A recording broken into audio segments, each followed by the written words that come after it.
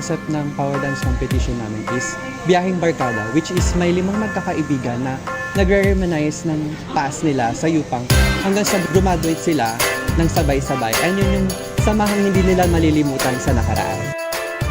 Our preparations naman po, syempre doon po kami nahirapan since we are all affected by Super Typhoon Uwan po.